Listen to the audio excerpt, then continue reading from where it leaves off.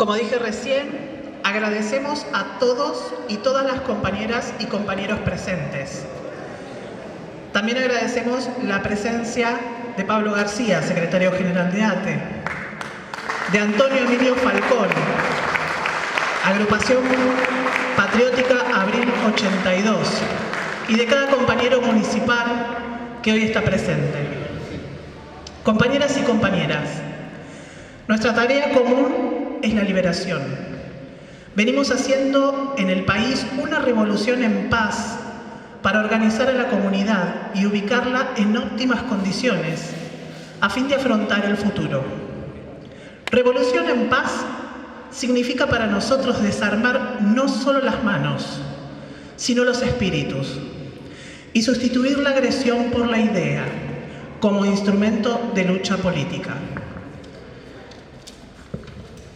Nuestra Argentina necesita un proyecto nacional, perteneciente al país en su totalidad.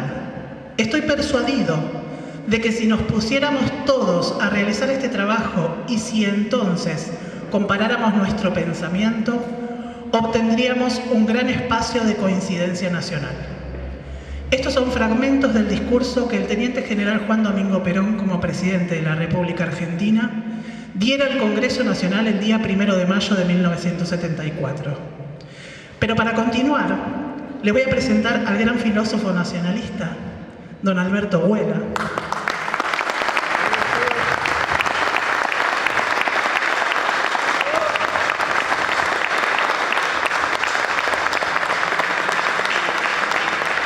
Principal creador y divulgador de la metapolítica como ciencia interdisciplinaria que tiene por objeto el estudio de las grandes categorías que condicionan la acción política de los partidos y gobiernos. También les voy a presentar a Martín Ayerbe, argentino.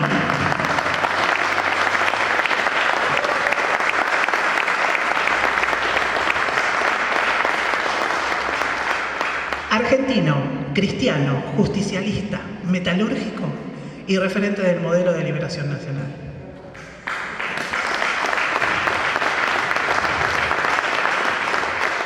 Quien nos propone este modelo argentino para el proyecto nacional que nos legara nuestro general, el general Perón.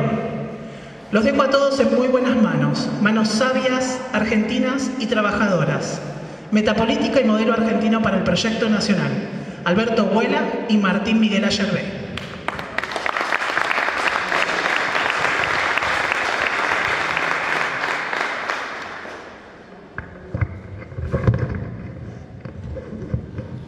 Ahí está. Antes que nada, mi agradecimiento a la gente que ha organizado este evento, a los compañeros de San Martín, varios que yo conozco hace años y me conocen, así que es un honor para mí estar de vuelta acá en San Martín, ¿no? Que hacía años que no venía. Quiero agradecer a las autoridades y a los que han organizado y me han invitado y me han venido a buscar. Yo ahora estoy viviendo en mis pagos de Magdalena, así que me fueron a buscar. Y esto es un honor, ¿no? Un honor. Así que primero, agradecimiento. El tema que voy a tratar es un tema que no ha sido muy estudiado, como es el de la metapolítica, y voy a tratar de esbozarlo de manera simple para que se comprenda qué queremos hacer. Con el correr de los años, yo siempre he hecho filosofía, con el correr de los años siempre he llegado a la conclusión que los que hacemos filosofía, al lado de los que hacen política estrictamente, incluso los agentes políticos, agentes sindicales, uno hace el papel de papanata, ¿no? Que habla de grandes cosas y después todo eso se pierde. Pero esto me ha ayudado a pensar sobre una disciplina que podría ser útil tanto a la filosofía como a la política. Entonces la denominamos metapolítica. Esto ya hace muchos años, cuando sacamos allá por los mediados de los años 90 una revista llamada Disenso. ¿Y por qué decíamos disenso? Porque nosotros disentíamos. Disentíamos con el orden político, con los gobiernos, con el orden económico, con el orden cultural, el orden social. Y queríamos plantear otra visión, otra alternativa, otra versión de lo que podía ser la política, lo político y el orden económico, el orden cultural. Ahí empezamos a trabajar con un grupo también de gente que estaba en la revista y, constituimos esta neodisciplina o una nueva disciplina que es la metapolítica. ¿En qué nos apoyábamos nosotros, esta disciplina? El hombre tiene dos rasgos fundamentales que lo separa del resto de los animales, de los seres vivientes como las plantas y de las cosas, ¿no? Que son la racionalidad y la libertad. En la racionalidad ustedes saben que se distingue, en la razón hay dos funciones fundamentales, que uno es la función teórica o intelectual y otra es la función del entendimiento, que es el que se usa para trabajar con los medios, con las cosas. El hombre con el entendimiento delibera, es decir, piensa sobre los medios. Un técnico, un tornero, lo que sea, delibera, piensa sobre la materia que va a transformar en una matriz, por ejemplo, ¿no? Y en el orden intelectual, el orden intelectual es cuando se ocupa de los principios, se ocupa de las causas, se ocupa de la sustancia.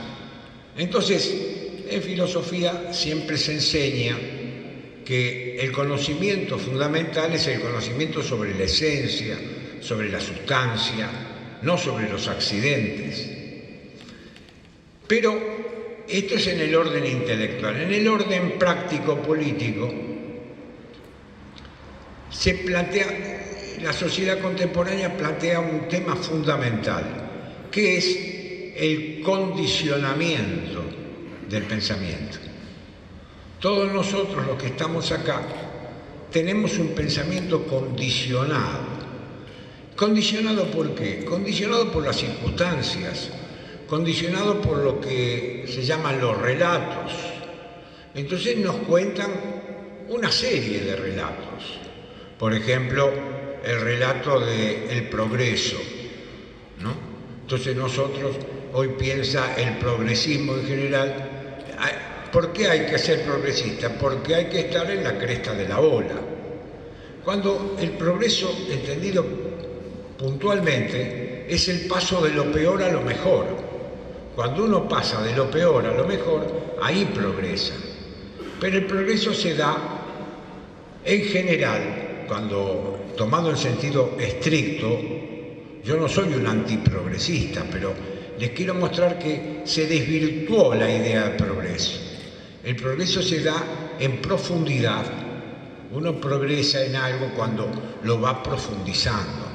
Y progresa también cuando uno internacionalista va trabajando el interior de uno mismo, la conciencia o el espíritu.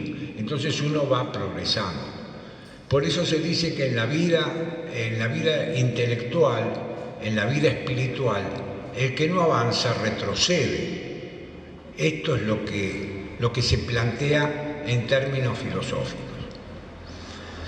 ¿Qué sucede? Entonces recibe este falso mensaje del progreso, por ejemplo. El otro condicionamiento es la religión, los derechos humanos. Se transformó en una religión cívica, en una religión política. Los derechos humanos no son derechos universales. ¿Por qué no? Porque no pueden ser. Lo que existe son los derechos de los pueblos. Los derechos son siempre de los pueblos. Los derechos no son de la humanidad. La humanidad no tiene manos ni pies, decía Kierkegaard. La humanidad no existe como tal. Existe el género humano, pero no la humanidad. La humanidad, ¿quién la encarna? La encarnan los pueblos. ¿Me entiendes? Entonces, la metapolítica que estudia casualmente eso, el derecho de los pueblos. Cuando, por ejemplo, nos colocan con la idea del consenso, que tanto... ¿Consensúan quiénes? Consensúan los poderosos, consensúan los que están de acuerdo antes. ¿Qué es lo que plantean los pueblos? Los pueblos siempre plantean el disenso, plantean otra versión. Y los dirigentes, por eso se dice que son la metapolítica, como dijo muy bien acá la compañera, estudia las grandes categorías que condicionan la acción política de los dirigentes. Nuestros dirigentes tienen condicionada la cabeza por estos falsos relatos. ¿Me explico? Nos habla, por ejemplo, del multiculturalismo. Entonces dice, no, ahora nosotros descubrimos que existen los indios, por un lado, existen los gays, por el otro lado, existen los terraplanistas, gente que sostiene que la Tierra es plana, existen los antivacunas, que dicen que la vacuna no lo vacuna, y así existen tribus. Nos han creado, el multiculturalismo ha creado tribus, pero nosotros no somos una multicultura, nosotros somos una intercultura, una interculturalidad. En cada uno de nosotros, los argentinos nativos, argentinos criollos, argentinos inmigrantes, argentinos negros, blancos, colorados, azules, amarillos y todo lo que quieran ponerle. Somos una intercultura. ¿Por qué? Porque nosotros mismos viven varias culturas. Nosotros somos una síntesis cultural. Nosotros somos una simbiosis. Nosotros somos producto de una simbiosis, sobre todo argentina, de una simbiosis extraordinaria, donde conviven esas dos grandes cosmovisiones, que es la cosmovisión del hombre ribeño, llámese español, vasco, coreano, chino, lo que usted quiera, y el autóctono, que están desde hace 10.000 años. ¿Por qué? Porque esto conforma parte de nuestra conciencia. Nuestra conciencia es una simbiosis de dos cosmovisiones que se han hecho una sola. Y en esta conciencia, ¿qué conviven? En esta conciencia convive el tiempo americano originario, que no lo entienden los ingleses, los norteamericanos no lo entienden. Nosotros pasamos el tiempo, nosotros nos juntamos para esto, nosotros nos juntamos en el café para charlar, con los amigos a tomar un vino, dormimos la siesta. ¿Por qué? Porque para nosotros el tiempo no es time is money, el tiempo no es dinero. Para nosotros el tiempo es una especie de madurar con las cosas. Por eso el Martín Fierro dice por ahí, el tiempo es solo tardanza de lo que está por venir, dice el Martín. ¿Qué quiere decir? El tiempo para nosotros no es una urgencia. Nos tomamos el tiempo. Nosotros somos dueños y esto nos viene de la matriz americana más profunda. Y por otra parte, nosotros tenemos una visión jerárquica de la vida. Hay quien manda y quien obedece. Hay cosas que valen más y cosas que valen menos. No es lo mismo un tango tocado por Troilo que yo cuando iba al colegio primario tocaba el triángulo con un fierrito y un triángulo tenido. ¿Por qué? Porque hay una jerarquía cultural. Esta jerarquía cultural la rompe la idea de isostenia. Isostenia cultural, iso quiere decir igual, quiere decir aquello que todas las culturas son iguales. Lo mismo un burro que un gran profesor, como dice Discépolo. No, hay manifestaciones culturales superiores y manifestaciones culturales inferiores. Esto es lo que nosotros de alguna manera heredamos de Europa a través de toda esa conciencia bajo medieval que vino con los gallegos hace 500 años. Y así podemos seguir con otros temas, por ejemplo, el tema de la técnica. Hoy la sociedad plantea la técnica, se aleja de sus propios creadores. Esto ya se dieron cuenta al final de la Segunda Guerra Mundial, cuando la razón calculadora, que era la expresión de la razón máxima, produce algo que fue contradictorio, que fue las bombas atómicas de Hiroshima y Nagasaki. ¿Por qué uno se opone a eso? ¿Porque sea pro-japonés? No, yo no soy. Nos oponemos porque produjo el mal en el inocente. Cuando tiraron las bombas, después no solo murieron los que estaban ahí abajo, que podían ser combatientes probablemente, sino que murieron por varias generaciones por la radioactividad. Entonces el hombre levantó el caballo, dijo, no, acá está pasando algo. Acá la razón entra en contradicción consigo misma.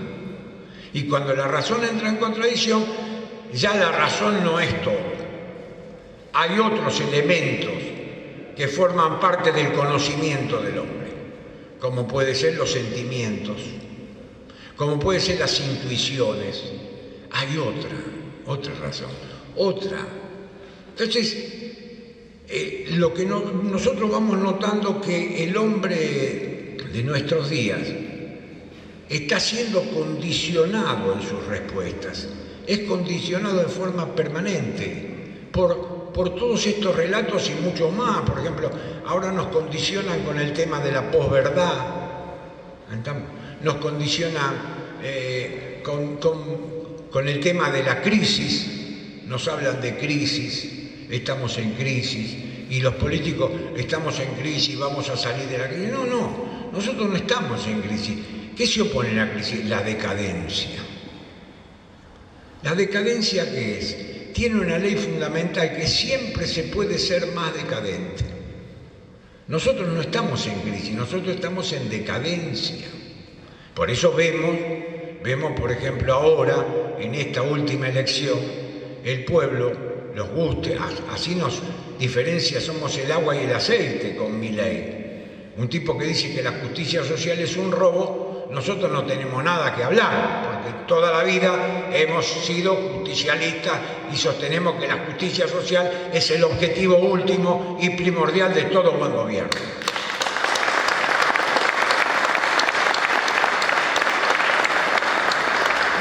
Pero, ¿qué sucede?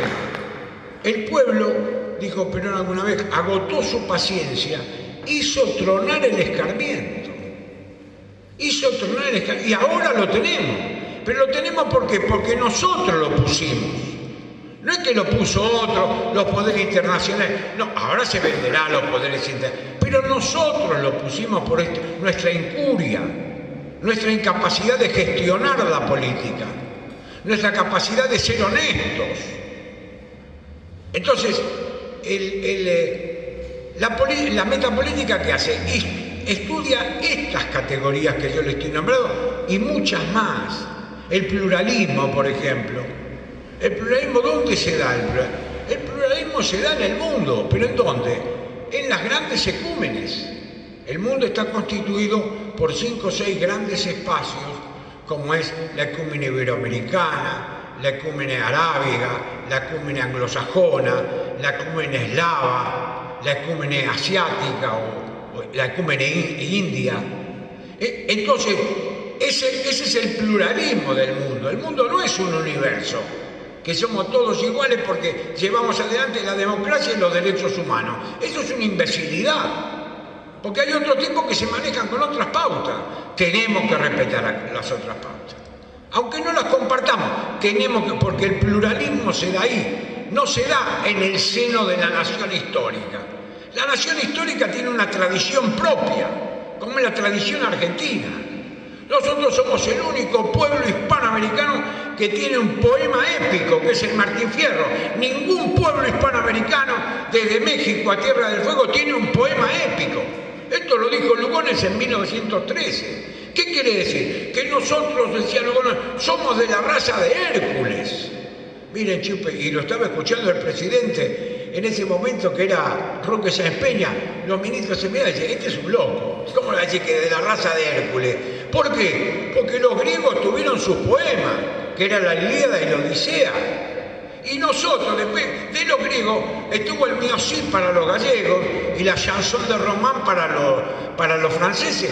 Pero nosotros en América fuimos el primer pueblo que se dio un poema épico. ¿Qué quiere decir el Martín Fierro? El meollo del Martín Fierro, ¿cuál es? Martín Fierro, no es, ustedes tienen que leerlo, no es otra cosa que el pueblo. Hay que leerlo así. Martín Fierro es el pueblo que se aparta, el pueblo que es perseguido, el pueblo que se aparta y se va al desierto, se retira, se calla la boca. Hoy hablan de mayoría silenciosa y la manera, se retira. Mira, cambiemos de nombre. Y después termina, vuelve, pero no puede del todo. Cambiemos de nombre. Y cambiemos de nombre. Nombremos de otra manera las cosas. Entonces, esto hace que la metapolítica estudie a este fenómeno, que es el fenómeno de la coacción de la libertad. En el fondo, dicen los buenos filósofos que hubo argentinos, decían, el hilo conductor del pensamiento argentino es la libertad. Y es verdad. Los buenos filósofos argentinos siempre se han ocupado de la ley, porque nosotros somos libres. Nacemos en un gran espacio, este espacio de Argentina, del desierto, de la amplitud. Este espacio es bueno, no es como decía Sarmiento, el problema de la Argentina es la extensión, no, el beneficio de la Argentina es la extensión. Entonces, esta extensión hace que nuestra pretensión no tenga límites. Al no tener límites, lo que nosotros estamos en contra es de que nos cuarten la libertad. ¿Por qué? Porque nos cuartan la libertad porque toman decisiones condicionadas. Y la metapolítica tiene que estudiar el condicionamiento, qué es lo que condicionan esas decisiones políticas. A mí no me interesa que el político sea Juan o Pedro, a mí lo que me interesa es que tome decisiones libres, no condicionadas. ¿Me explico? Entonces, cuando un dirigente, y vos vemos que la mayoría de los dirigentes que están condicionados en su decisión, tienen miedo, tienen pudor, tienen falsos escrúpulos, todo eso hace que la metapolítica se dirija a ese aspecto, que es el último aspecto, que está vinculado a la libertad. La libertad la libertad tiene dos aspectos. No solo ahí está la libertad negativa, que cuando uno es libre de cadenas, libre de cadalso, libre de la cárcel, de los barrotes. Esa es la libertad negativa, que, bueno, molesta, pero no tanto. Lo importante es que nos condiciona la libertad positiva, libre para. Nosotros tenemos que ejecutar la libertad para decidir, para hacer algo, para trabajar, para marcar la historia de nuestro tiempo. Y esto es lo que estudia la metapolítica. Yo se los hago muy simple porque para que se entienda. Después hay 1000 aspectos, pero este aspecto me parece que es fundamental. Cuando la metapolítica en el fondo es el rescate de la política pública. La metapolítica va contra la criptopolítica, la política de los lobbies, de los grupos, de las asociaciones truchas. Entonces, no, hoy le decía en el almuerzo acá a la compañera, lo importante para nosotros es que el sujeto primordial de la política es el pueblo. El pueblo que decide libremente, no el pueblo condicionado. A mí que me interesa que me lleven a una marcha porque me dan vino con Coca-Cola, Tetraví con Coca-Cola. No tiene ningún sentido. No tiene sentido mover gente como ganado ¿para qué? Cuando uno se mueve porque tiene convicciones profundas, porque tiene un proyecto. Entonces, cuando están condicionadas las decisiones políticas, no hay proyecto que valga. Los proyectos son todos vicarios, es decir, vienen de otro lado. Los proyectos son otros. Entonces, si la meta política está para eso, para ver que nosotros tenemos una nación histórica, que es la nación argentina, que tiene luchas que vienen desde la época de la liberación de Argentina del yugo español. Desde esa época viene. Entonces, y todas las etapas de la historia, usted, que es breve, porque son 200 años, es relativamente breve la historia de la Argentina republicana, es muy breve, se puede estudiar, cualquiera lo sabe. Entonces, nosotros no podemos reemplazar esa nación histórica para hacer política ¿sobre qué? Sobre un proyecto en el aire, un proyecto que crea una cabeza ilustrada. No, los proyectos se ubican y se encarnan en la tradición cultural de los pueblos. Por eso las revoluciones que siempre han perdurado más son las revoluciones que se han encarnado en los pueblos, en la historia cultural de los pueblos. Así, por ejemplo, en América nosotros hemos tenido revoluciones verdaderamente nacionales y liberadoras, como fue el movimiento nacionalista revolucionario de Paz Estenssoro en Bolivia, que todavía perdura, que tiene ecos, que no se puede obviar, no se lo puede obviar. Y así como eso, hay 20 ejemplos. En Guatemala, Arévalo, Juan Carlos Arévalo, que fue el más nacional de todos los guatemaltecos, que todavía vive en los pueblos iberoamericanos o hispanos. No hay que hablar de Latinoamérica, que es un error. Nosotros de latino no tenemos ni lo blanco del ojo tenemos. Es un invento francés. Nosotros tenemos que hablar de Hispanoamérica o de Iberoamérica para incorporar a Brasil. Hemos tenido muchas revoluciones nacionales, entre las cuales obviamente la más significativa es el peronismo, ¿no? Pero ¿por qué el peronismo sigue viviendo? Porque el peronismo es un nacionalismo esencial. El peronismo representa la esencia de los argentinos.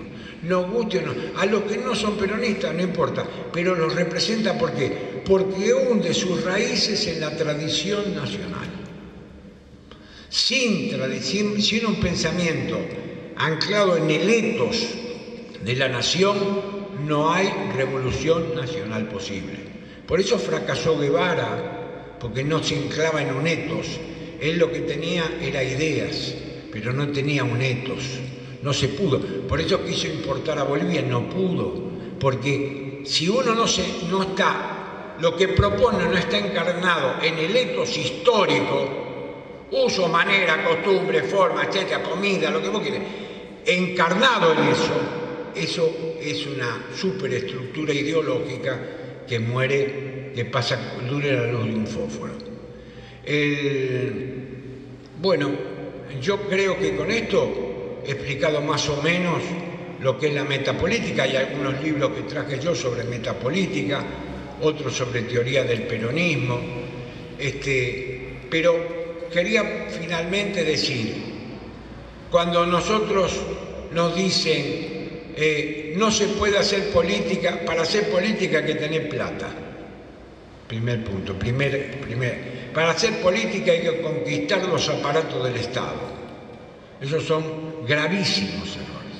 Graves no, gravísimos. ¿Por qué? Porque el Estado no es más que un medio, no es un fin en sí mismo. Para hacer política se necesita trabajar sobre la comunidad. El poder radica en la comunidad, no en el Estado. Muchas veces me preguntan a mí, que estoy vinculado a muchos gremios, me preguntan, bueno, profesor, ¿y por qué me preguntaban una vuelta en Italia? Dice, pero profesor, ¿por qué duran los sindicatos? Si son corruptos, sí, tiene razón. Sí, hay sindicalistas que son corruptos, hay sindicalistas ladrones, hay sindicalistas que tienen yate, que tienen enriquecidos, sí. ¿Pero por qué? Porque el sindicato lo obliga al sindicalista a ocuparse de los problemas de la comunidad todos los días del año. Todos los días del año. Acá hay por lo menos veo un sindicalista Todos los días del año se tiene que levantar y tiene que ir y resolver problemas. La representación, ahora quieren que los sindicatos no sean democráticos. Los sindicatos pueden ser democráticos si lo eligen los delegados, pero básicamente el sistema no es el sistema del partido político, porque el partido político lo elige y tiene un discurso que no compromete. Entonces, tiene un discurso que es para la ocasión, pero después no resuelve los problemas. Cuando uno tiene que resolver los problemas, ahí está el carácter existencial. Cuando uno, por eso le digo yo a Yerbe, que está en un buen movimiento y yo lo apoyo absolutamente, le digo, Martín, seguí trabajando sobre la comunidad, en la comunidad.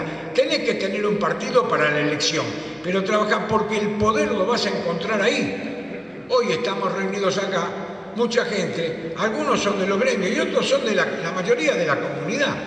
No son del partido político peronista o radical o lo que sea, no, son miembros de la comunidad. Entonces, esto es lo que... Por eso el peronismo tenía una frase, una verdad, miren ustedes lo que me acuerdo, la verdad 18, yo también ella, dice, constituimos un Estado descentralizado, un gobierno centralizado y un pueblo libremente organizado. ¿Qué quiere decir? El Estado tiene que ser descentralizado porque el Estado son su ministerio, tiene que ejecutar, tiene que hacer las cosas bien, tiene que controlar las prepagas, el Estado tiene que controlar las prepagas, tiene que controlar pero el Estado no puede agarrar y decir, me compro todas las prepagas, porque es una carga que no le corresponde, ¿me explico? Después el gobierno, ¿qué es el gobierno? El gobierno centralizado, ¿por qué? Porque es el que concibe. Si uno tuviera un gobierno con ministros que conciban, que concebir quiere decir ver, ¿no es cierto? Que barrunten la realidad y decir, bueno, vamos hacia allá. Como dice Perón en el modelo argentino, da un concepto fundamental. La economía argentina se centra en dos elementos, para el futuro, en dos elementos fundamentales. La energía nuclear o atómica y la agroindustria. No dice 50 lugares, 2. Y todo el gobierno tiene que ir dirigido ahí. Una propuesta, que fue propuesta de Perón en el modelo argentino, que ustedes lo pueden leer. Otra cosa es que el gobierno dice, no, empezamos por acá, no hay una línea, porque no hay una unidad de concepción. Y el pueblo libremente organizado, ¿qué quiere decir? El pueblo se da sus organizaciones. No existe el pueblo suelto. El pueblo suelto existe en la cancha de fútbol. Suelto, sí, está la camiseta que los une, pero básicamente es muchedumbre. Por eso son unos quilomberos. Uno no puede hacer nada con un estadio lleno. ¿Qué puede gritar? Puede gritar por River, puede gritar por Boca, pero esto no me sirve, no construyo nada.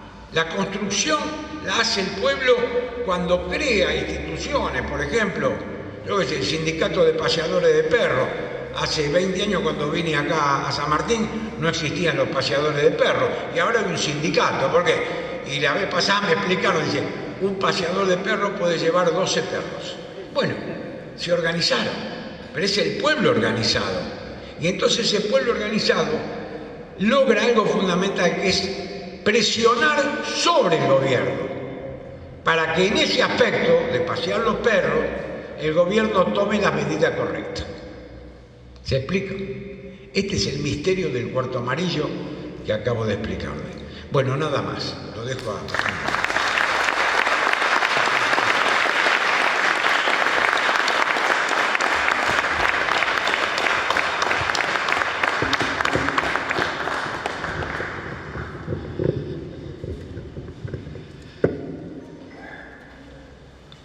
Buenas tardes, voy a agradecer a la Unión Obrera Metalúrgica que nos recibe en este espacio que ha recuperado del régimen de usura internacional que tiene como objetivo, a través de la División Internacional del Trabajo, de subordinar a la Argentina a ser mero proveedor de materias primas sin valor agregado y que se dedica a bombardear nuestras fábricas nuestro trabajo a diario. Y quiero agradecer a la Unión Obrera Metalúrgica que en este taller, donde en algún momento se produjo valor agregado nacional, se dio este primer paso de recuperación y nos comprometemos, los que somos metalúrgicos de esta patria, y que en los tornos, en las fresadoras, en los cepillos, en las piedras de rectificado, encontramos los medios para transformar la materia y realizar también aquello que es la cultura nacional, que no son solamente las artes, sino también aquellas cosas que son de utilidad para todos los argentinos. Y allí nosotros, al realizar nuestra labor, también alimentamos la cuarta bandera del peronismo, que es el nacionalismo cultural, que no lo hacen solamente los artistas, sino todos los artesanos y los técnicos que nos ganamos el pan en fábricas como esta, a lo cual comprometemos poner la fuerza de trabajo necesaria para que aquí se escuche nuevamente el grito de las amoladoras, el tronar de los balancines, el crepitar de las máquinas de soldar y ese exquisito olor que es el de la viruta quemando en las herramientas de los tornos.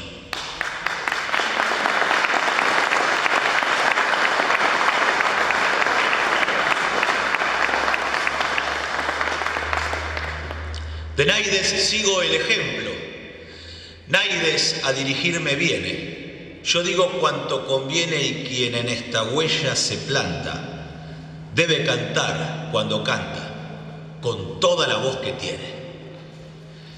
Es el sentido profundo de la libertad, es el sentido profundo de la libertad que en la Biblia gaucha, así como el general Perón, manifestó que la doctrina nacional justicialista la encontró en el seno del pueblo y no fue producto de su idea, sino de la observación objetiva del alma del pueblo argentino. Hay otro filósofo conductor, que es Alberto Buela, que ha encontrado la teoría del disenso en estos simples versos gauchos de nuestra Biblia de argentinos. Ahí está el sentido profundo de la libertad del criollo y desde ahí nosotros remontamos con nuestros moros pampa la inmensidad de nuestra patria. El modelo argentino para el proyecto nacional no es hacer doctrina sobre doctrina, porque hace muchos años, por lo menos 50, que hay algunos que se han fabricado un oficio que es hacer doctrina de doctrina, los doctrinarios. No ha pasado nada, no ha dado ningún resultado. El país está totalmente en manos extranjeras y la Argentina, al igual que Alemania, es un país ocupado. Nosotros resistimos la ocupación imperial anglosajona de nuestros principales enemigos, que son Estados Unidos e Inglaterra, con el general Perón, que no quiso arreglar, que no se quiso subordinar al acuerdo de Yalta entre los yanquis, los rusos y los ingleses. Pero cuando el general Perón pasa la inmortalidad y el golpe que se da contra la primer mujer presidente de la historia de la humanidad, que es Isabel Martínez de Perón, María Estela Martínez de Perón, que preclaramente dijo: el golpe no es contra mí, el golpe es contra las chimeneas que levantó Perón. Allí sí sobrevino los términos de Yalta. En un avance moderno de la tecnociencia y de las fuerzas del capital, para lo cual ya estaba creado otro instrumento de usura internacional, que no es solamente el prestamista, que es la figura más clara para cualquiera, pero el usurero universal no es meramente aquel que presta dinero para vivir de la miseria del otro. El máximo nivel de usura es la usura espiritual. Esa usura espiritual nosotros la vemos a diario, incluso en el barrio. Y no estoy hablando de dinero ni de propiedades, estoy hablando de aquellos que viven de la miseria de los demás, de la miseria del alma. de la carencia del espíritu, de la falta de. Porque el ángel caído es la imagen plena y total de la decadencia, que nunca termina de caer, que siempre puede caer más y puede precipitarse como un rayo hacia un fondo infinito. Y sobre la base de esa usura espiritual está la usura material, que es el prestamista, que puede verse en los organismos multilaterales de crédito, en las grandes corporaciones financieras internacionales, pero también se pueden ver en otros regímenes, que es necesario que los argentinos estudiemos, nos preparemos, porque Perón lo dijo claramente en algunos elementos de la doctrina. Perón decía: para conducir es necesario sentir y comprender. Pero aquel que siente va a tener que estudiar para comprender, porque no le va a alcanzar con sentir. Y aquellos que solamente comprenden, si es que no sienten, que le pidan a Dios que los haga buenas personas. Porque esos que comprenden son los que gobiernan la Argentina hace 50 años, porque boludos no son. Saben lo que pasa, pero no sienten.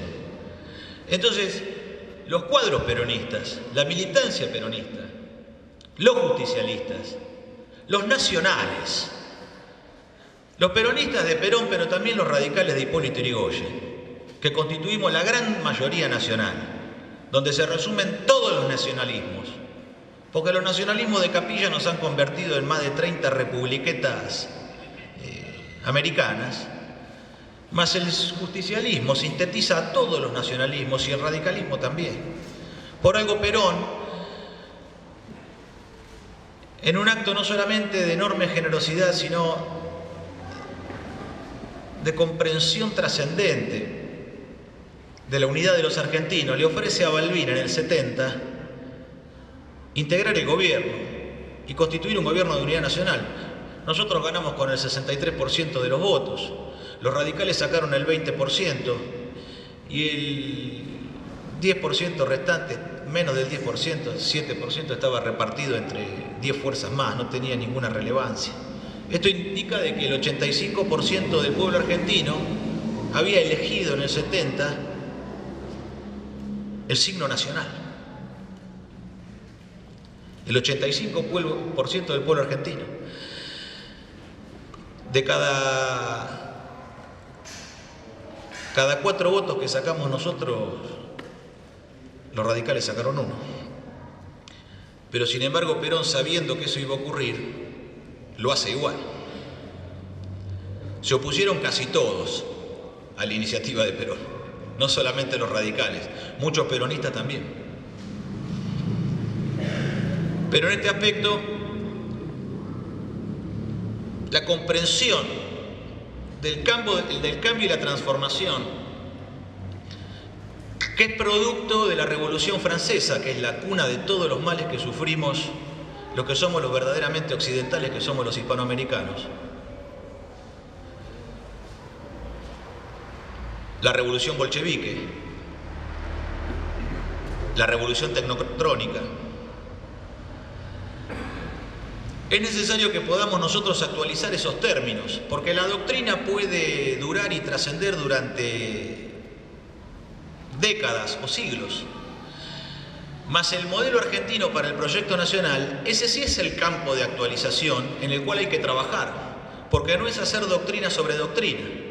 Estas formas de la usura en la División Internacional del Trabajo son las que determinan que solamente las naciones del norte son aquellas que van a producir industrialmente y quedarse con el trabajo y el alto valor agregado, y los salarios industriales, que son los salarios mejores pagos. Mientras que los países como la Argentina deben ocupar el rol de abastecedores de materias primas. Eso también es una forma de la usura.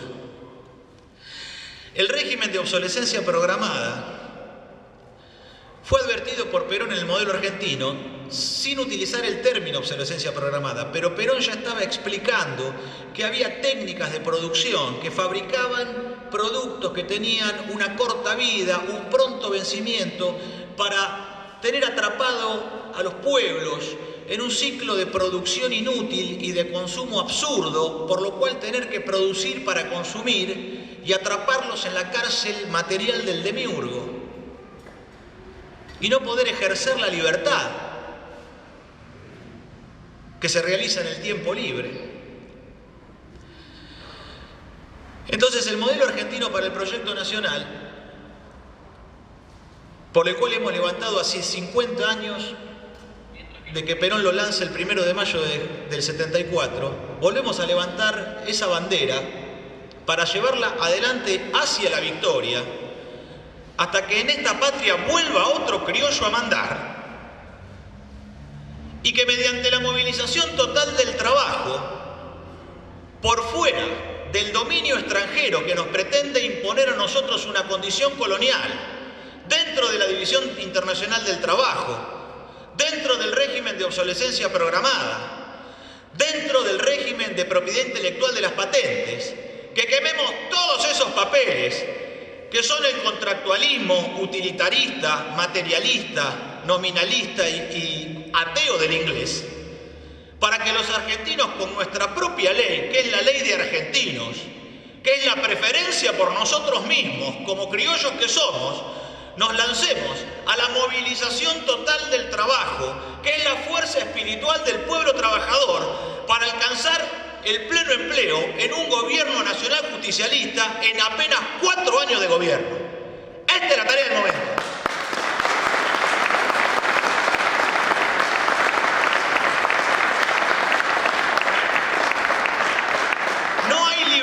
Posible para los argentinos si no hay una condición total de pleno empleo. Pero el pleno empleo es apenas el dato estadístico que indica que todos tienen trabajo, porque ya hemos visto falsificaciones del peronismo que vuelven a reorganizarse en este momento para presentarse como una nueva falsificación bajo la doctrina del mal menor, donde aquellos que comprendieron que podían volver como mal menor, ahora han convertido el mal menor en doctrina. Y le van a permitir, así como lo hicieron con Macri, le van a permitir a Milei hacer todo el mal que esté a su alcance, para luego, con el pueblo argentino nuevamente golpeado y vencido, ganarse el favor en las urnas del pueblo después del castigo. Entonces, la pedagogía del dolor, con la cual vamos todos los argentinos a aprender con mucho dolor el grave error que se ha cometido, no garantiza la pedagogía del dolor que podamos nosotros avanzar a un proyecto que nos abrace con amor y justicia en la organización total del trabajo, la familia argentina y la educación para nuestros niños.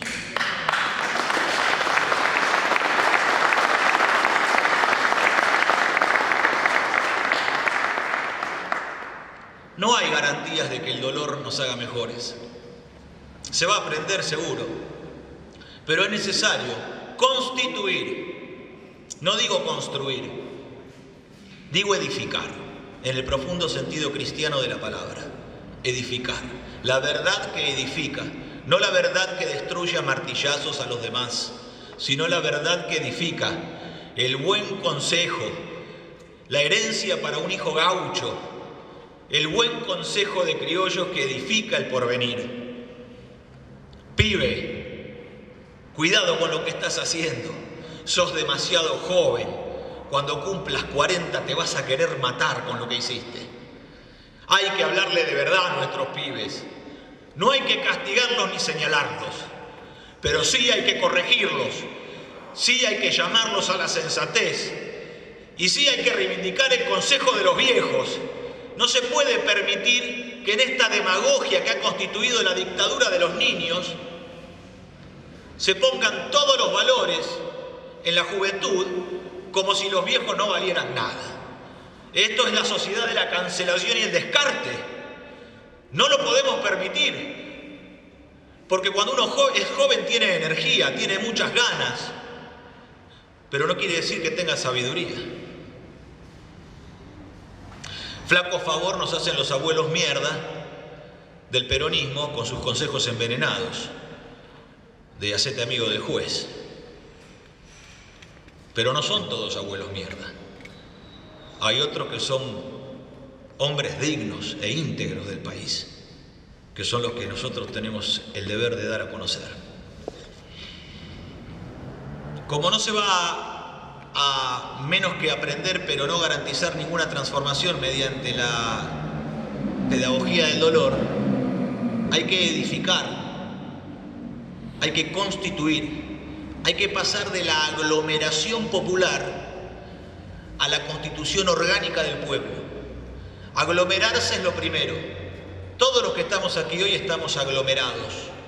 Nos hemos reunido, nos hemos juntado, pero hay que pasar a otra instancia de orden superior. Tiene que ser la doctrina nacional de los argentinos aquella que de la aglomeración nos permita pasar a una fase de tipo superior, que es la fase orgánica, para que entre los distintos componentes y elementos que constituyen la heterogénea tabla periódica de los elementos argentinos, de todos los átomos que constituyen el ser nacional, podamos nosotros constituir una solución de una única fase. Así como cuando nosotros echamos azúcar en el agua y se disuelve en una única fase, el azúcar no deja de ser azúcar ni el agua tampoco, pero es una sola fase. Esa sola fase es el pueblo con una institución criolla que el pueblo argentino demuestra, incluso votando a sus propios enemigos, que sirven a la usura internacional, de que el pueblo argentino hay una institución criolla que no entrega. El pueblo argentino puede decir, hay que quemar el Congreso, con todos los diputados y senadores adentro. Eso lo puede decir un peronista, lo puede decir un radical, lo puede decir un nacionalista, lo puede decir, no sé, uno de izquierda, un anarquista. Pueden decir el pueblo argentino de cualquier tipo de signo político que sea, hay que quemar la casa de gobierno. Hay que llevar cuerdas a la Plaza de Mayo y colgarlos a todos de los árboles. Son cosas que se escuchan en la calle. No digo que ustedes las digan, pero yo las escucho. Y creo que ustedes también. Pero hay una institución criolla que el pueblo se resiste a entregar. Puede quemar la Casa Rosada y el Congreso de la Nación, pero hay una institución criolla de signo espiritual que nunca vamos a entregar, que es el aclamatio, que es la aclamación. Perón no gana el 24 de febrero de 1946. Eso es un trámite burocrático administrativo. Perón gana el 17 de octubre de 1945.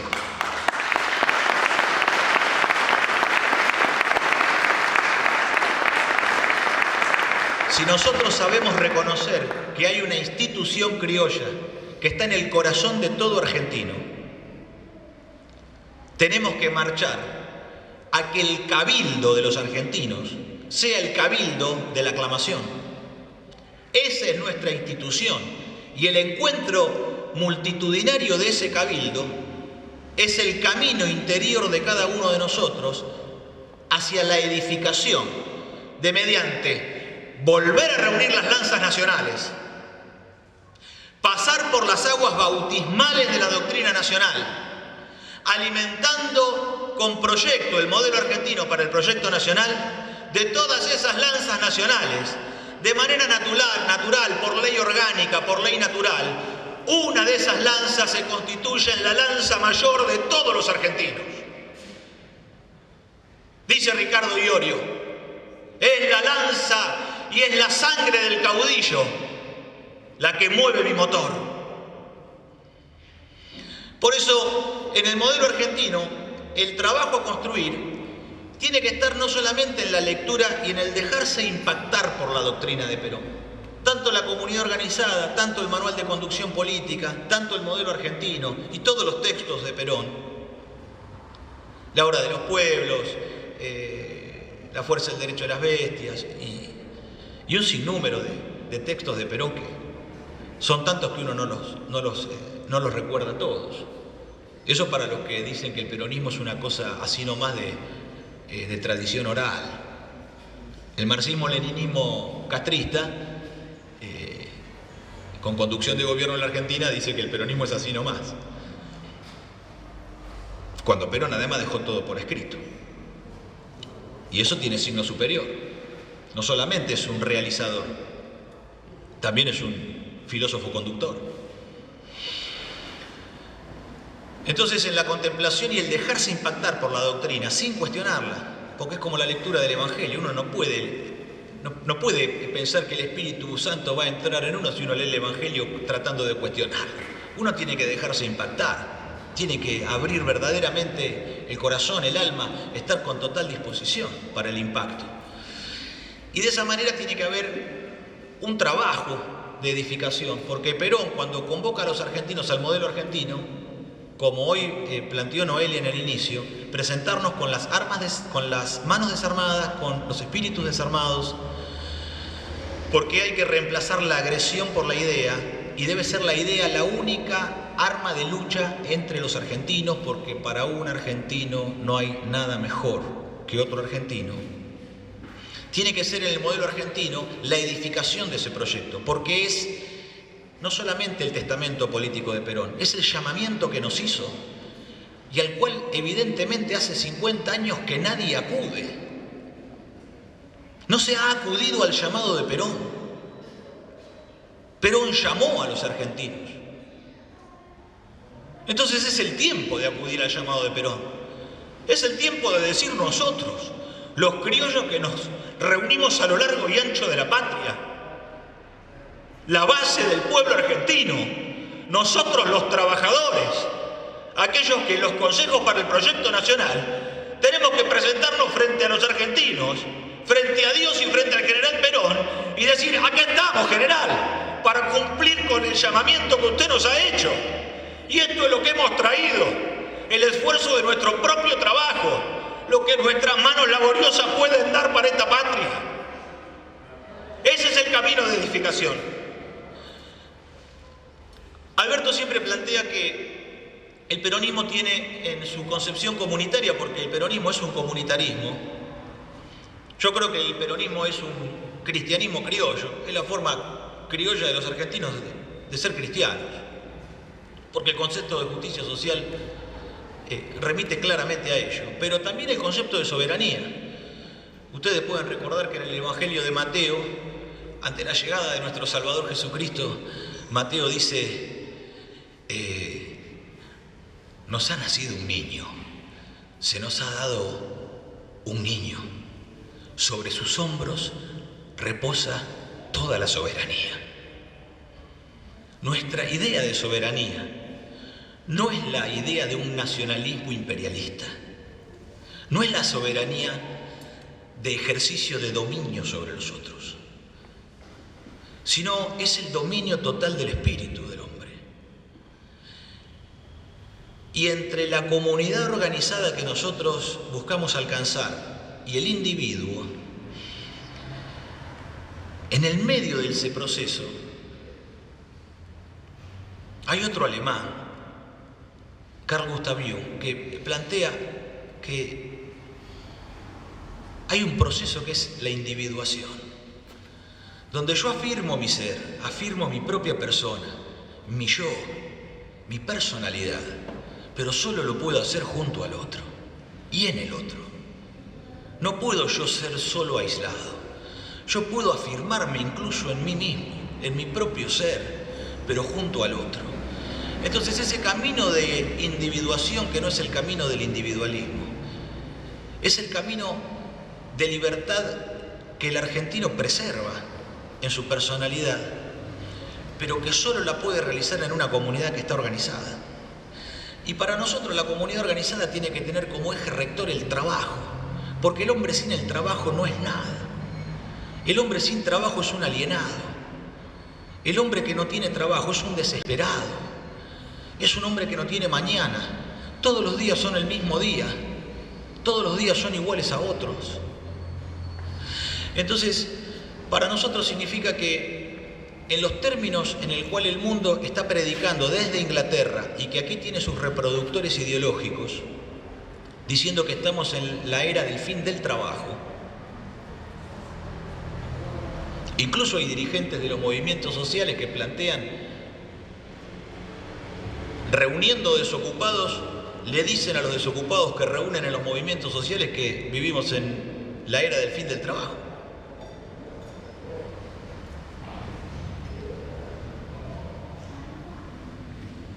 Es grave la equivocación. Hay que corregir. No creemos que haya mala intención, porque quien dedica el tiempo propio a los demás, evidentemente debe ser por un sentido solidario y de trascendencia espiritual. Pero eso no quiere decir que las ideas sean pésimas. Y si las ideas son malas, hay que señalarlo. No porque nosotros nos creamos mejores, sino porque lo que es necesario es otra cosa.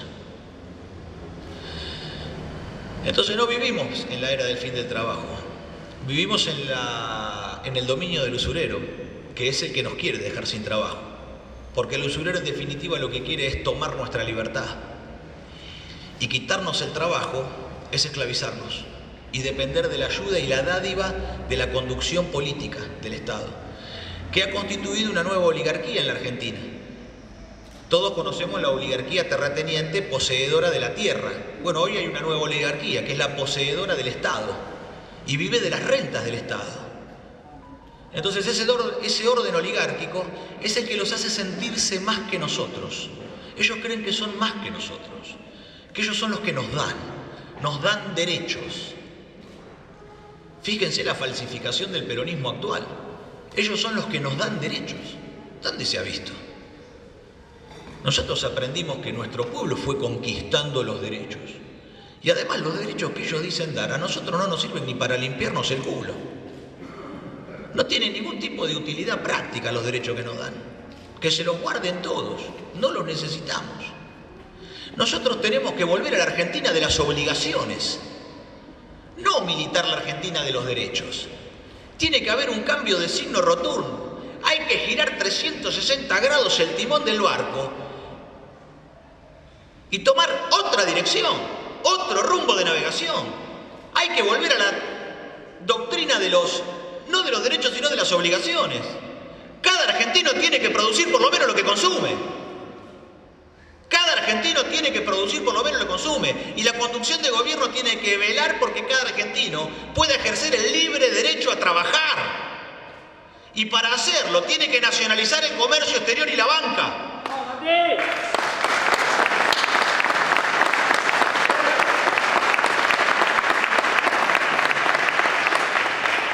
Tiene que nacionalizar el comercio exterior y la banca. Y eso se hace a través de un instrumento material, que es la Marina Mercante.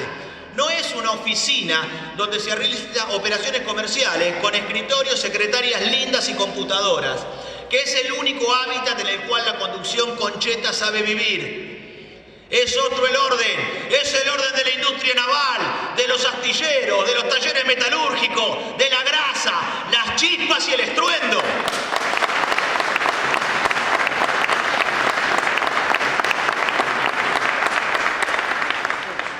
Ese es el orden industrial de la vida, porque en el tronar, como decía en algún momento los fundadores de Forja, de la Fuerza Oriental, Fuerza de Organización Radical de la Joven Argentina, o algo así, decían, ¿por qué Forja? Y porque un país haciéndose tiene el sonido de una forja, tiembla el piso, retumba la patria. Hay que volver a hacer retumbar la patria. Y esa es la tarea de nosotros, los trabajadores.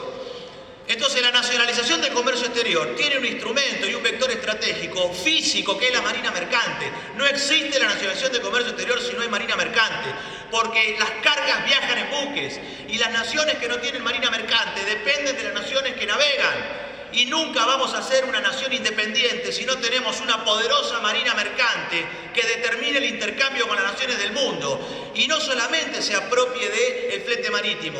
Hay algo que está totalmente por fuera de la imaginación de la actual clase política argentina. Las multinacionales del comercio exterior se apoderan de la renta comercial, no solamente del flete. Nadie hace un negocio por menos del 5% porque no tiene mucho sentido moverse por menos de un 5% de margen. Pero nadie tampoco quiere pagar por el comercio más de un 35% de comisión. Entonces, entre el 5 y el 35%, evidentemente hay un número que nadie de los que estamos aquí conoce porque no tenemos los balances de Cargill, de Continental, de Dreyfus, de Archer Daniels Midland. de COSCO, de Hamburg Süd, de Mediterranean Shipping Company, de la Compagnie Maritime de Franc-Demont, de ninguna naviera internacional. No sabemos cuál es esa tasa de ganancia comercial, pero que la hay, la hay. No son el Ejército de Salvación, no son Cáritas Internacional, no son la Cruz Roja. No lo hacen por amor a la humanidad, como dice Alberto Abuela, de la humanidad. Y tampoco es como dice esta actual clase política resignada, que dice que no existe el bien y el mal, sino que hay intereses. ¿Más qué intereses? Esto es la lucha del bien contra el mal, viejo. Y los argentinos nos tenemos que alinear en el bien. No es meramente intereses. Hay guerra espiritual y hay que alinearse en el bien. Y alinearse en el bien significa ser primero soberanos, porque nadie que no sea soberano puede predicar el bien. La libertad es condición necesaria de la moral. Quien no es libre no puede tener actos morales. Entonces, la libertad es condición necesaria de la moral. Y para que el justicialismo sea un abrazo de amor y justicia a todos los pueblos y naciones del mundo, tenemos que los argentinos ser libres, porque no vamos sino a poder abrazar con amor y con justicia a nadie, porque siendo esclavos no podemos realizar los actos morales, como nuestra santa Eva Perón lo realizó con el pueblo español, manifestando que siempre que exista una espiga de trigo en el campo argentino, los argentinos la compartirán con sus hermanos españoles.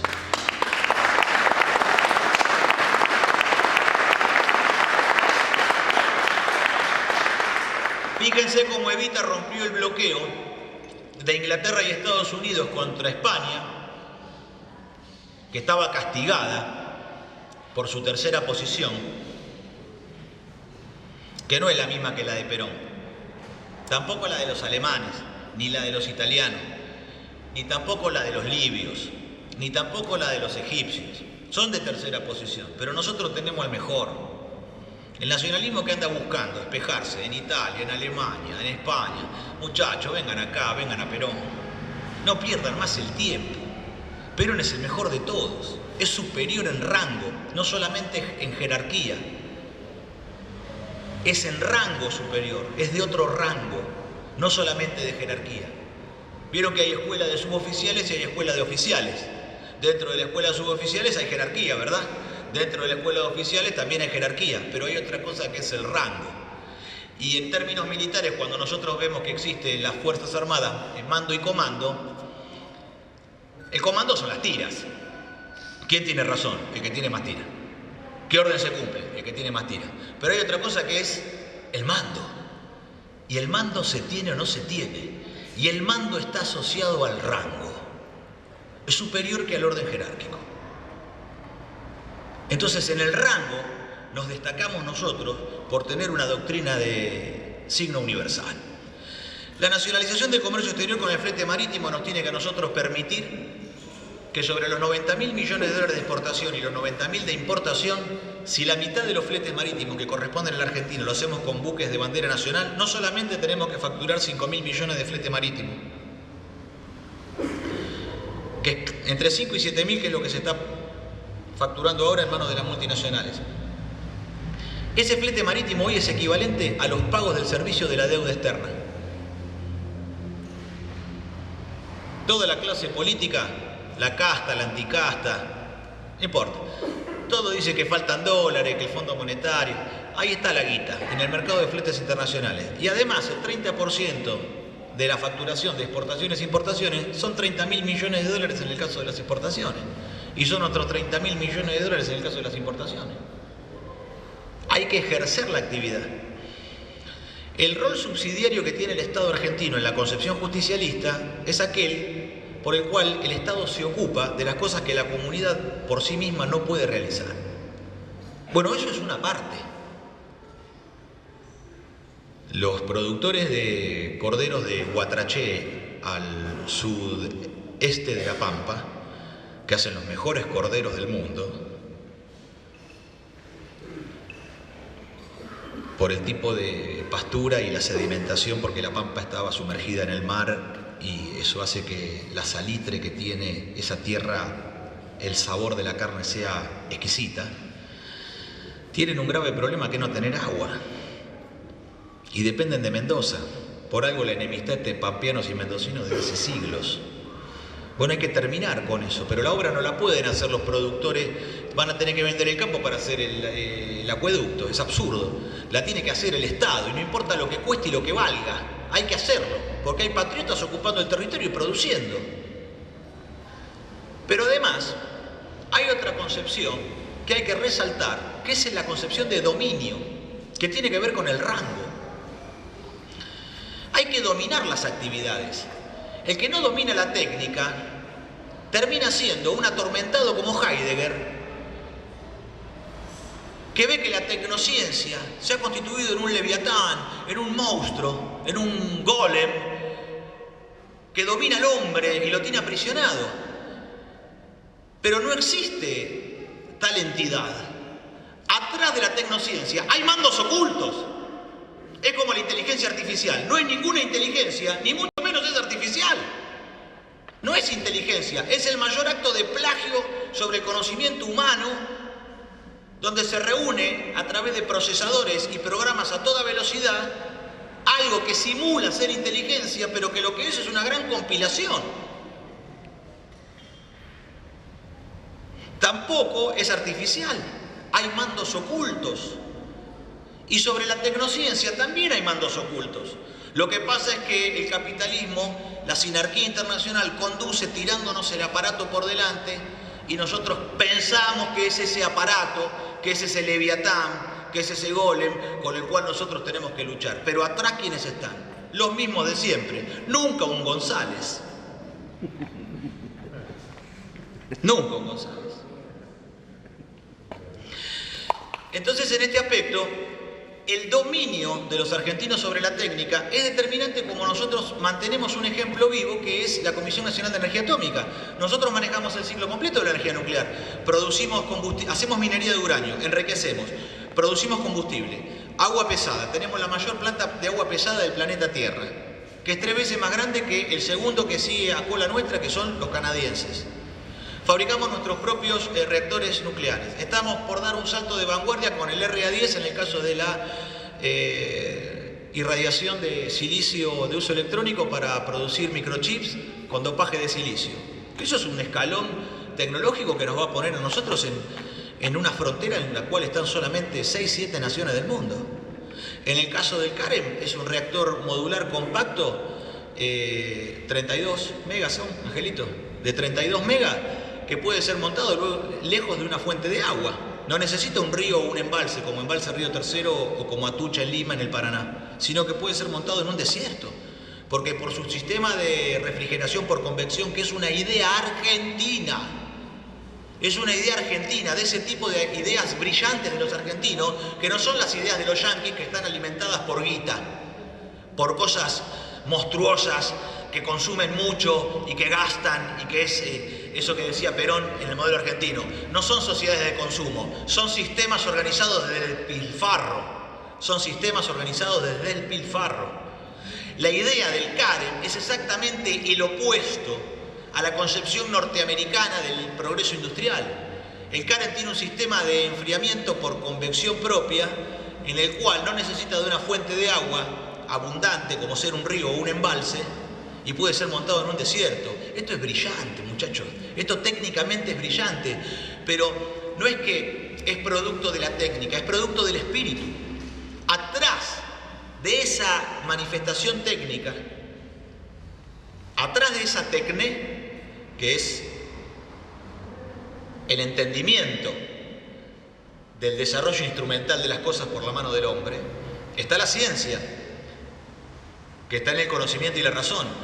Pero dominando a la tecné y a la ciencia y a la razón, atrás de eso lo que está empujando es el espíritu argentino. Es una idea nacional, es una espiritualidad nuestra. Tuvimos una marina mercante poderosa, la tenemos que recuperar. Como ustedes conocen, tenemos proyectos de ley que duermen el sueño de los justos en la Cámara de Diputados desde hace décadas. Tenemos que constituir gobierno. Si no constituimos gobierno, en esta partidocracia demoliberal, nunca se van a aprobar. En la puta vida no lo van a aprobar.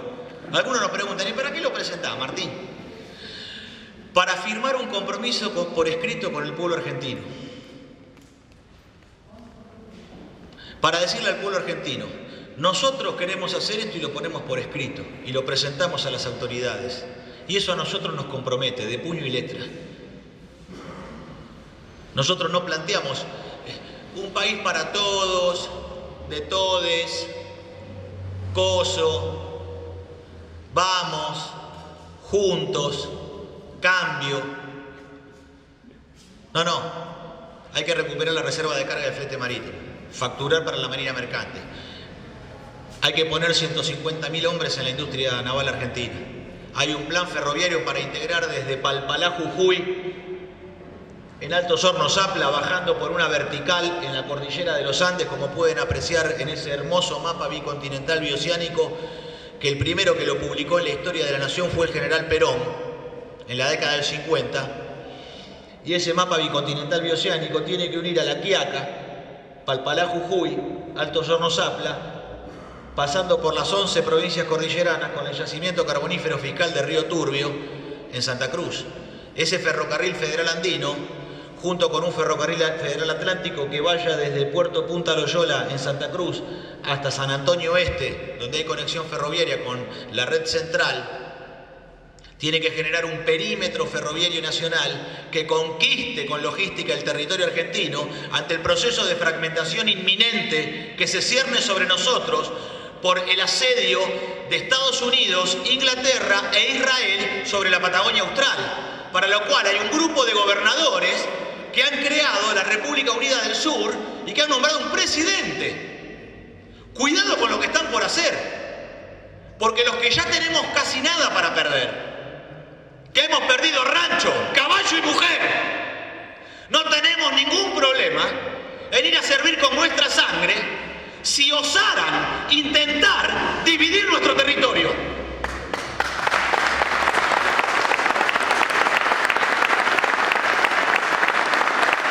Pero esto no puede estar en el campo meramente de lo declamativo, de hacer un llamamiento o una amenaza. De que estamos dispuestos a hacerlo, no te quepa ninguna duda, querido. Pero no alcanza con eso, tiene que haber planes de edificación nacional. Esto hay que resolverlo de otro modo. Esto lo tenemos que hacer nosotros con la conquista logística del territorio. Lo mismo con el patrullaje marítimo. Pero para que la Armada Argentina pueda patrullar y la Prefectura también, se necesita que haya actividades que puedan sostener la actividad militar, que es gasto puro.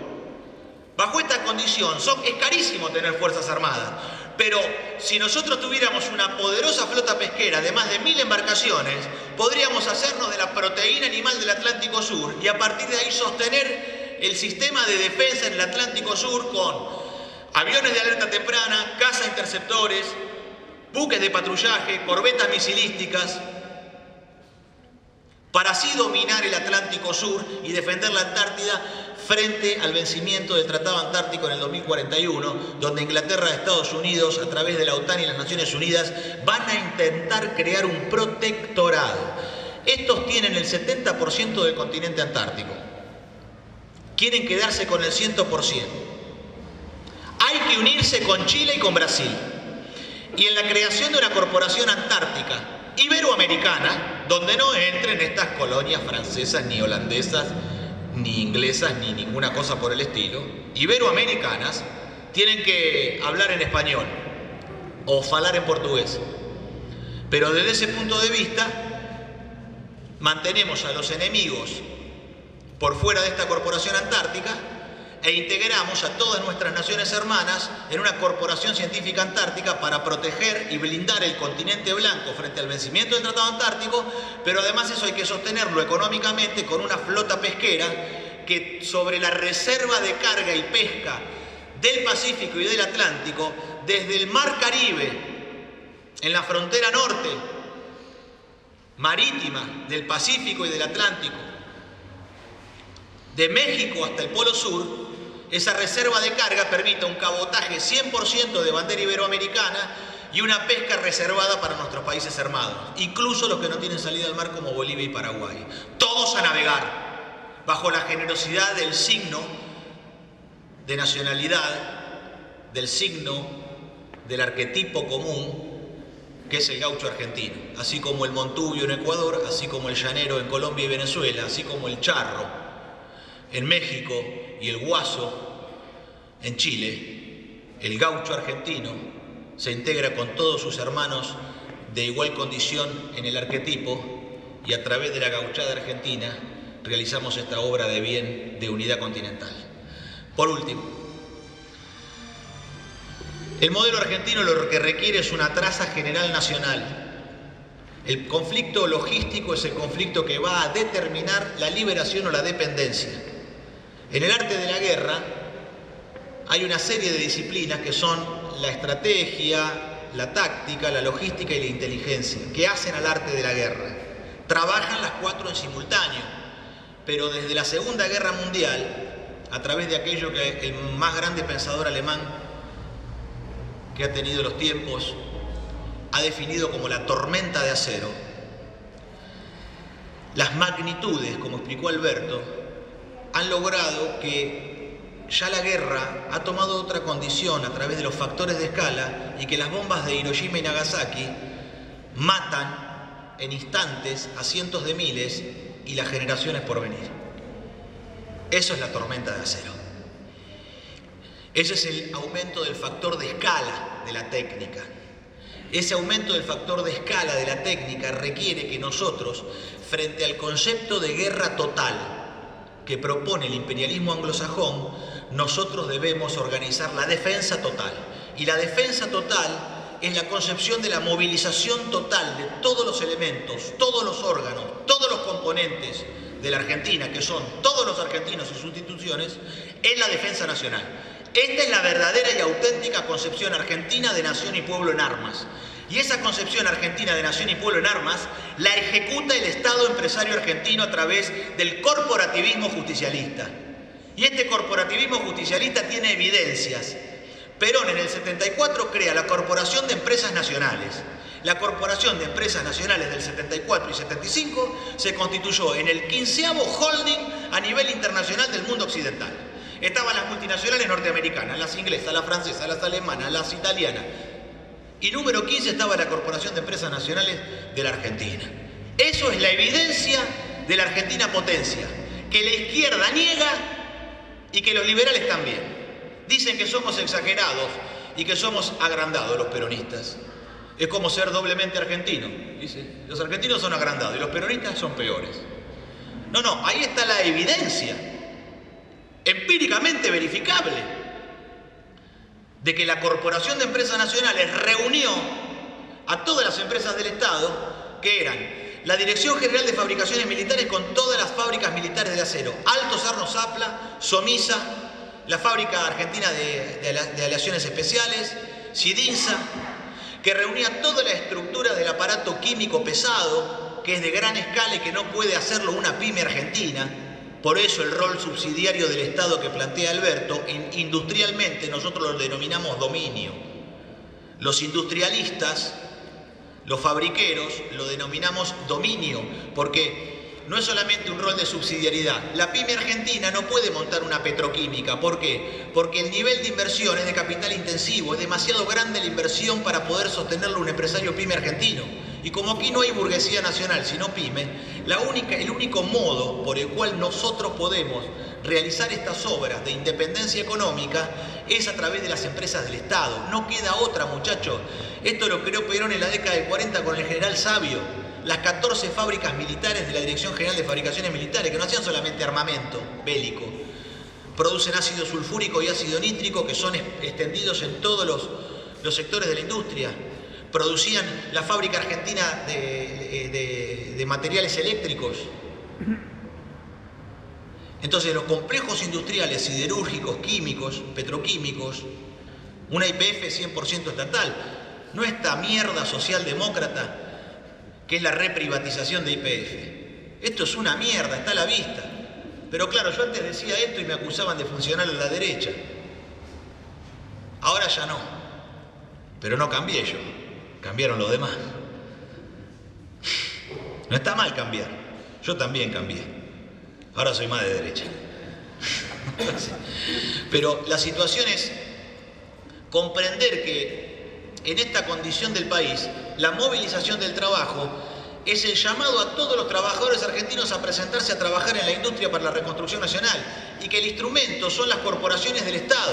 Eso es el modelo argentino para el proyecto nacional en 1974 y que lo primero que hace Martínez de Hoz para aquellos que por formación del peronismo liberal creen que el peronismo no es estatista, creen que el peronismo no expropia, a pesar de que esté de puño y letra explicado por Perón en su doctrina, los invito a revisar la propia historia del país.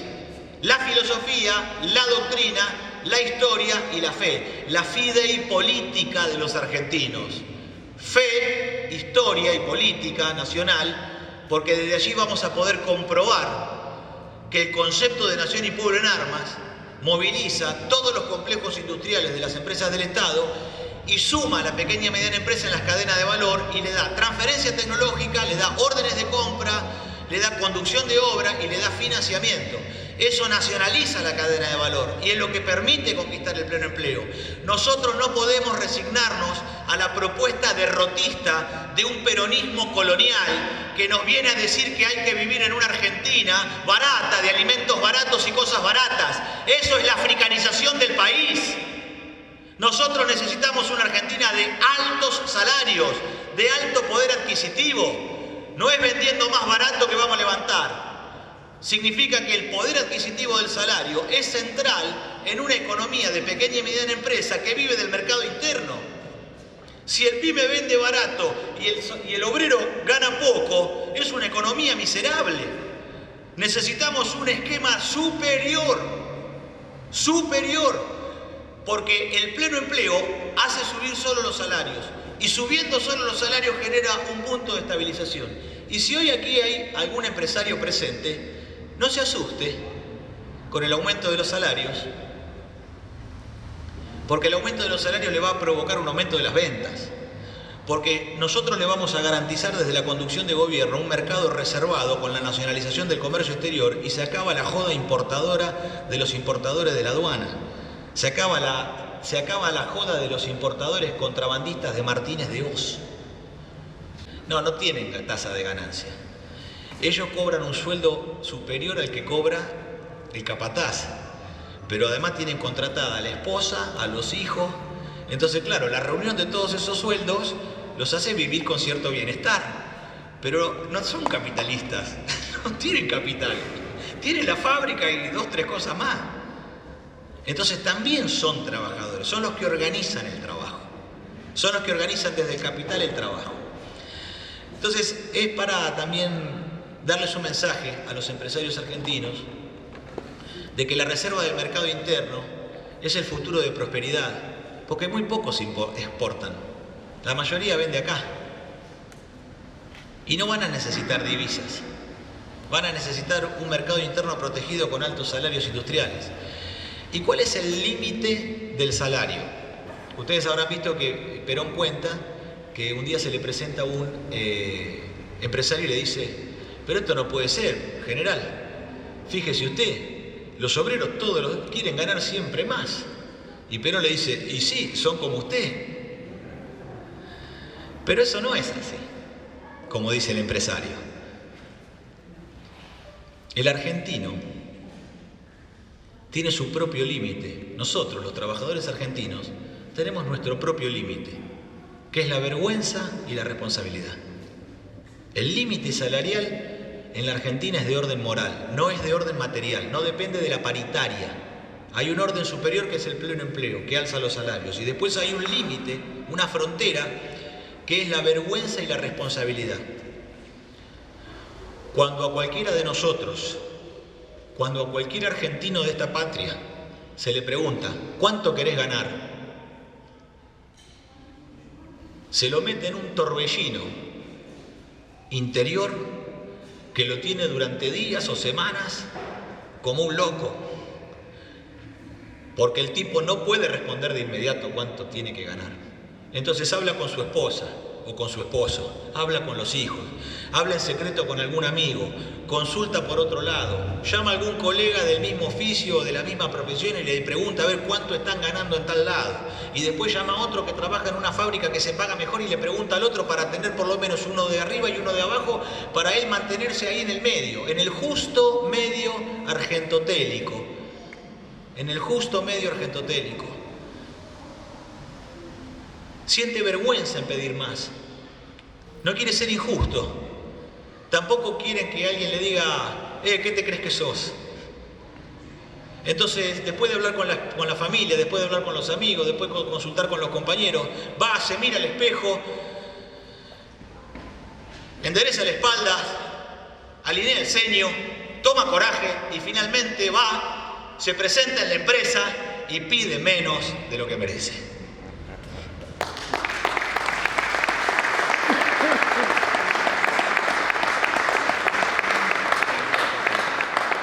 Bueno, muchachos, esto arranca el maestro con la meta política porque es importante que la meta política sea aquello que nos impulse a realizar la política. Yo meramente quise poner una traza en lo que considero que es la comunidad organizada, sobre todo desde un perfil industrialista, que es la vida nuestra. Soy técnico mecánico en máquinas y herramientas, soy metalúrgico de oficio, soy tornero y soldador. Y creo que el orden que hicimos hoy es un orden que es el orden natural, el orden de la ley natural. Dios, patria y familia. Y que, escuchando el consejo de nuestros mayores, de nuestros sabios, que nos aconsejan en las cosas más importantes, que son, en este caso, la meta política, después nos toca el tiempo a nosotros de ir hilvanando el porvenir sobre las bases que nuestros sabios nos dan y en los términos de transformación que nosotros necesitamos. Aquellos que son en acto, aquellos que son en potencia, hay que volver a enyuntarlos, porque así se aprende a tirar del yugo.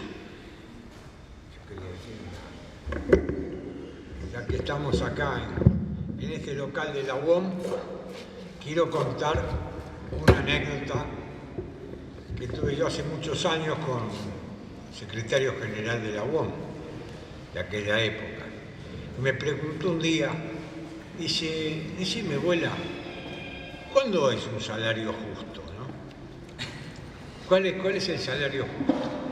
Y yo había escrito un libro que se llamaba La organización sindical según el orden natural. Y me acuerdo, le digo, mirá, vos no leés, yo leí lo mío. Lo había escrito Osvaldo Borda, que era el secretario del Caucho, había escrito el prólogo. Y el salario justo es aquel, le digo yo a los dirigentes, ¿no? Le dije a este dirigente y se quedó con la... El salario justo aquel que permite consumo más ahorro. Si el salario no permite ahorro, es injusto. El salario justo es aquel que nos permite consumir, vivir, pero nos tiene que dejar un plus para el ahorro. Me dice, está bien, ¿y por qué el ahorro? Porque el ahorro es el acceso a la propiedad. Y el peronismo sostiene que la propiedad es privada, seguramente, pero uno tiene que buscar la difusión de la propiedad. Es el progreso, como decía antes, de lo peor a lo mejor, porque si uno no tiene la casa o tiene que alquilar, está trabajando para progresar, para con el ahorro poder comprarse la vivienda propia. El criterio último del salario justo es aquel salario que permite cubrir el consumo más un plus del ahorro. Si el salario no permite un plus de ahorro, ese es un salario justo. Esto es lo que le comenté, ya que había hablado de